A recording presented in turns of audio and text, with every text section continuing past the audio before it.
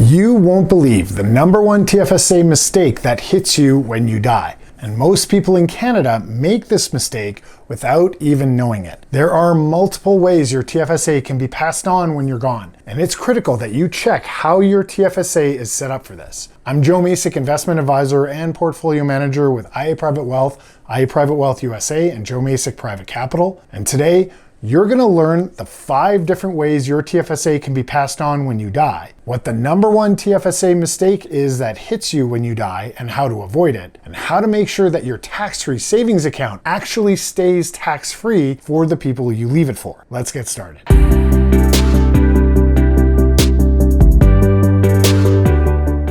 The number one TFSA mistake that hits you when you die, that most Canadians are making without even realizing it, starts off with covering the first 2 ways you can leave your TFSA money to your spouse. Number 1 is leaving your TFSA to your spouse as a successor holder. Number 2 is leaving your TFSA to your spouse as a beneficiary. And this is exactly where a huge number of Canadians go wrong when they complete their paperwork, as they are very different designations. Now, in order to fully understand this, we need to take a minute to talk about the types of designations that exist, because once you understand this, you'll immediately see how most Canadians are missing the TFSA piece. You see, prior to 2009, before the TFSA even existed, people were dealing basically with RSPs, RIFs, and annuities, and RSPs only had one designation, the beneficiary. There was no such thing as a successor holder designation for an RSP, and because that never existed, Canadians came to broadly understand that when you name your spouse as a beneficiary on an RSP, the money rolls over to them without triggering immediate tax. It's straightforward, it's simple, and over time, most Canadians learned, understood, and became very familiar with the term beneficiary, and for the most part, they knew what beneficiary meant. But here's another term that is not as widespread as beneficiary is: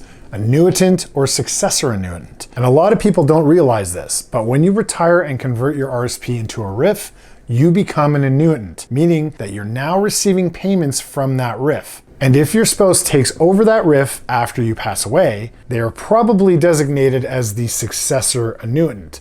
And the term successor is very important. We will cover that a little bit later. What's important to know is that most Canadians don't use the term successor. It's a term that they aren't very familiar with. Now, fast forward to 2009 when the TFSA was created. The government introduced a brand new designation called the Successor Holder for TFSAs. And this is very different from the beneficiary designation when it comes to a TFSA. Most Canadians naturally assume that the TFSA beneficiary designation works the same way as the RSP beneficiary designation they become accustomed to. So they think that they are covering their spouses adequately, but they aren't. And here's what makes it worse. In a lot of cases, the paperwork actually defaults to the beneficiary designation on the TFSA, which means Canadians are unknowingly selecting beneficiary status for their spouse. And that is the number one mistake Canadians make with their TFSA. They designate their spouse or common law partner as a beneficiary when they really should be designating them as a successor holder. Now, a beneficiary designation is very flexible. You can name virtually anyone as a beneficiary on your RSPs and TFSAs. Your friends, your family, your kids, a charity, almost anyone can be named a beneficiary. But here's what's confusing. You can also designate your spouse and common law partner as a beneficiary. But a successor holder or successor annuitant is a very special designation. The only person that can be named your successor is your spouse or common law partner. Your kids cannot be successors, a charity cannot be a successor, and it means that your spouse has the ability to step into your shoes and continue the account, whether it's a RIF or a TFSA, as if it's in their own name. This is a higher level of transfer than the beneficiary. So, your spouse or common law partner can be designated either a successor or a beneficiary, with the exception of Quebec, which does not allow successors. Let me show you why this matters and why it's the number one mistake. Adam and Ainsley are married. Adam has a TFSA with $100,000. Ainsley also has her own TFSA with $100,000. And let's assume they are both maxed out. Now let's take a look at the very first way to leave your TFSA to your spouse and see what happens when Adam has correctly named Ainsley as the successor holder on his TFSA. Adam passes away, and because Ainsley is listed as the successor holder, Ainsley automatically becomes the new owner of Adam's TFSA. The TFSA account does not close. It simply continues under Ainsley's name. The full $100,000 can roll over into Ainsley's TFSA. There is no tax, there's no extra forms to file, there is no impact on Ainsley's TFSA contribution room, even though she was already maxed out. So effectively, Ainsley now has a $200,000 TFSA, and from that point forward, it behaves like any other TFSA. If Ainsley withdraws $10,000 at some point, that $10,000 gets added back to her TFSA contribution room of $200,000 the following calendar year, and Ainsley can recontribute it at that point. Now let's look at the exact same example, but this time Adam named Ainsley as a beneficiary, not as a successor holder. When Adam dies, this time his TFSA account is closed, and the TFSA money is paid out to Ainsley tax-free. At Adam's date of death, Ainsley receives $100,000 tax-free. So far, so good. But because Ainsley is already maxed out on her TFSA, she cannot simply deposit that $100,000 into her TFSA. Now the good news is, if you are one of these couples that happen to designate your spouse as a beneficiary instead of a successor holder, all is not lost. There is a form that you can file to try to fix it called the CRA Form RC-240. It's the designation of an exempt contribution tax-free savings account form. Link in the description below. This form allows Ainsley to apply to have the TFSA treated almost as if it should have been a successor situation in the first place, but not totally, as you will soon see. There is a deadline for the contribution itself. It has to be made during what's called the rollover period, which runs from the date of Adam's death to December 31st of the year following his death. Once Ainsley makes that contribution to her TFSA, she must then file Form RC-240 within 30 days of making that contribution. And even if she files the form correctly and on time, this is where the almost comes into play. Only the value of Adam's TFSA at the date of death, that original $100,000, is eligible to be added to Ainsley's TFSA. So as an example, let's assume that there's a 6-month delay before Ainsley is able to make that contribution and file the necessary paperwork. During that time, let's also assume that Adam's former TFSA assets grow from $100,000 to $105,000. What happens then? Well, the original $100,000 gets transferred into Ainsley's TFSA, but the extra $5,000 worth of growth is now taxable to Ainsley. She will receive a tax slip for that $5,000 and must report it as income. And if Ainsley misses the deadline altogether, none of the $100,000 can go into her TFSA. It simply remains as non-registered money in a taxable account forever outside of her TFSA. In short, this mistake is pretty rampant in Canadian TFSAs, but it's also very easy to check and it's very easy to fix. Call your advisor, call your bank, call whoever administers your TFSA, and make sure that you designate your spouse or common law partner as a successor holder, not just the beneficiary. The only province, again, where this is not available is Quebec. So if you live in Quebec, this option won't apply to you. But everywhere else in Canada, this is something that you'd absolutely want to verify. Because there's another aspect to this mistake that people don't think about. I would think that most Canadians, when they lose a loved one, do not want the added stress of filing extra paperwork, dealing with the CRA, and jumping through a bunch of hoops just to make sure that their deceased spouse TFSA rolls over the way they intended to.